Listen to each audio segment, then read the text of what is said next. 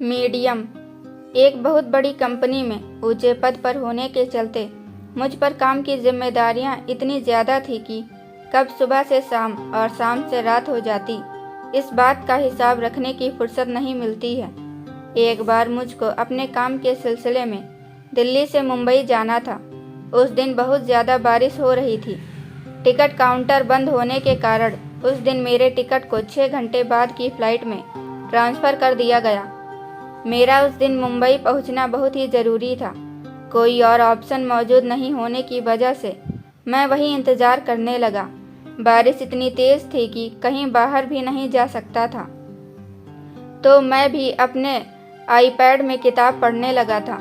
अभी 5 मिनट ही बीते होंगे, तभी एक लड़की मेन गेट से भागती हुई आई और सीधा टिकट काउंटर पर आ करके रुकी। उसकी सांसें बहुत ही ज़ोरों से चल रही थी। उसे देखकर लग रहा था कि वह बहुत दूर से भागती हुई आ रही है, शायद बारिश से बचने के लिए। लेकिन अगर ऐसा ही था तो भी उसकी कोशिशें कहीं से कामयाब होती नजर नहीं आ रही थी। वो सिर से पैर तक भीगी हुई थी।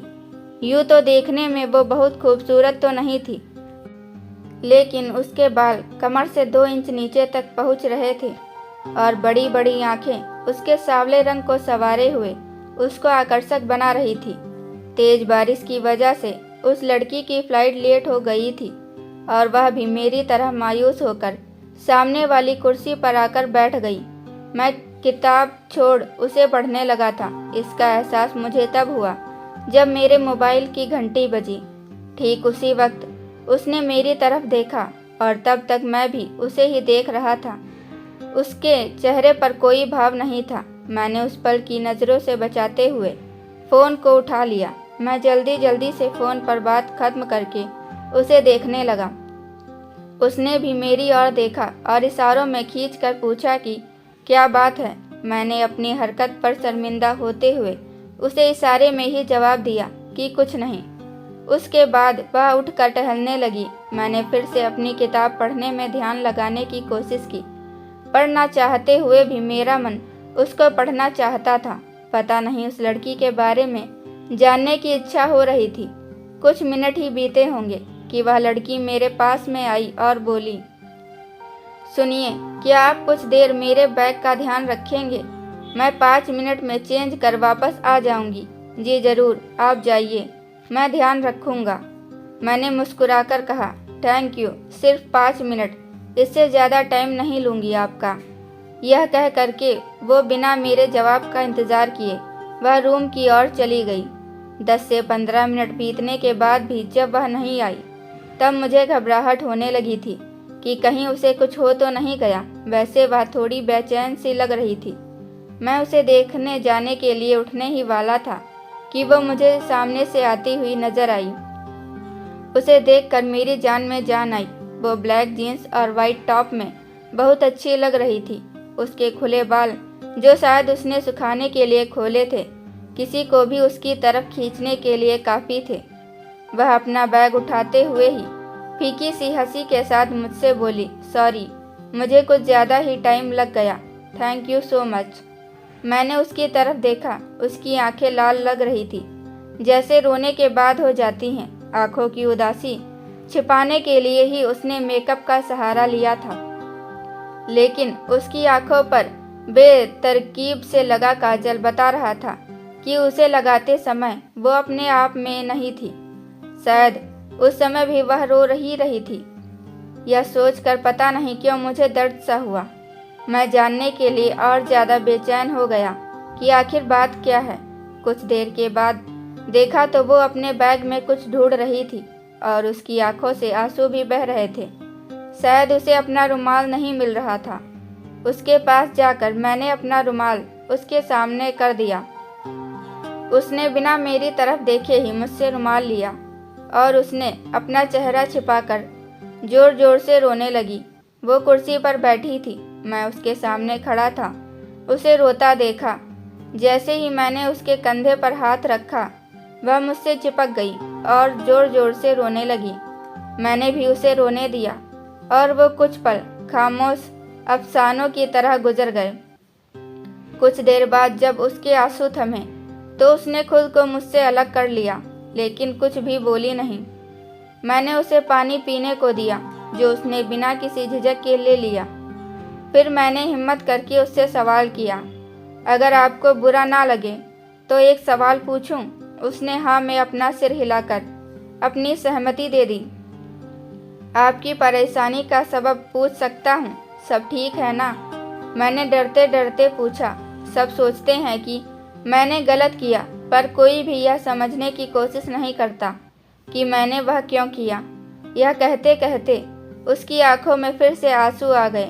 क्या तुम्हें लगता है कि तुमसे गलती हुई है, फिर चाहे उसके पीछे की वजह कोई भी रही हो?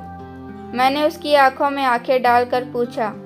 मुझे नहीं पता कि क्या सही है और क्या गलत है, बस जो मन में आया वह किया।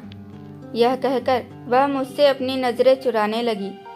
अगर जब खुद समझ नहीं आए तो किसी ऐसे बंदे से बात कर लेनी चाहिए जो आपको नहीं जानता हो, क्योंकि वह आपको बिना जज किए ही समझाने की कोशिश करेगा। मेरा ऐसा कहते ही उसकी नज़रें मेरे चेहरे पर आकर के ठहर गईं। उनमें शक तो नहीं था, पर उलझन के बादल जरूर थे कि क्या इस आदमी पर यकीन किया जा सकता है। फिर उसने अपनी नज़रें हटाईं और कुछ पल सोचने के बाद में फिर मुझे देखा। मैं समझ गया, मैंने उसका यकीन जीत लिया है। फिर उसने अपनी परेशानी की वजह बतानी शुरू की।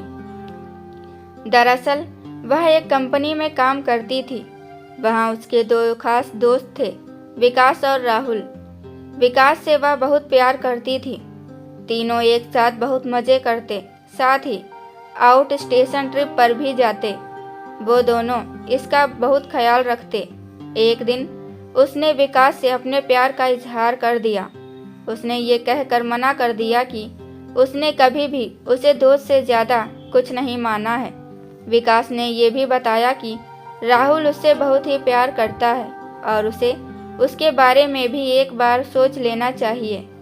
उसे लगता था कि विकास राहुल की वजह से उसके प्यार को स्वीकार नहीं कर रहा है, क्योंकि विकास और राहुल में बहुत गहरी दोस्ती थी। वह राहुल से जाकर लड़ पड़ी कि उसकी वजह से ही विकास ने उसे ठुकरा दिया, और साथ में यह भी इल्ज़ाम लगाया कि कैसा दोस्त है, वह अपने ही दोस्त की गर्लफ्रेंड पर नज़र रखे हुए था। इस बात पर राहुल को गुस्सा आया और उसके मुंह से गाली निकल गई, और बात इतनी बढ़ गई थी कि किसी और के कहने पर, जो इन तीनों की दोस्ती से जला करता था, उसने ही राहुल की ऑफिस में शिकायत कर दी कि उसने मुझे परेशान किया है। इस वजह से राहुल की नौकरी भी खतरे में पड़ गई। इस बात से विकास बहुत नाराज हुआ और अपनी दोस्ती तोड़ ली। यह बात उससे सहन नहीं की गई और वह शहर से कुछ दिन दूर चले जाने का मन बना लेती है, जिसकी वजह से वो आज यहाँ है। यह सब बताकर उसने मुझसे पूछा कि बताओ, मैंने क्या गलत किया? गलत तो राहुल और विकास भी नहीं थे। वह गलत थे क्या? मैंने उसके सवाल के बदले सवाल किया। लेकिन उस विकास मुझसे प्यार करता था, जिस तरह से वह मेरी केयर करता था और रात पार्टी के बाद मुझे महफूज घर पहुंचाता था, उससे तो यही लगता था कि वह मेरी तरह प्यार में है। क्या उसने कभी तुमसे कहा कि वह तुमसे प्यार करता है? नहीं। क्या उसने कभी अकेले में तुमसे बाहर चलने को कहा? नहीं। पर उसकी हरकतों से मुझे यही लगता था कि वह मुझे प्यार करता है। ऐसा तुम्हें लगता था ना? वो सिर्फ तुम्हें अच्छा दोस्त समझकर तुम्हारा ख्याल रखता था। मुझे पता था तुम भी मुझे ही गलत कहोगे। उसने थोड़ा गुस्से से बोला, नहीं, मैं सिर्फ यही कह रहा हूँ कि अक्सर हमसे भूल हो जाती है यह समझने में कि जिसको हम प्यार कह रहे हैं वह असल में दोस्ती है, क्योंकि प्यार और दोस्ती में ज़्यादा फर्क नहीं होता। लेकिन उसके नहीं की वजह राहुल भी तो हो सकता है ना? हो सकता है, लेकिन तुमने यह जानने की कोशिश कहाँ की? अच्छा बताओ कि तुमने राहुल की शिकायत क्यों की? उसने मुझे गाली दी थी।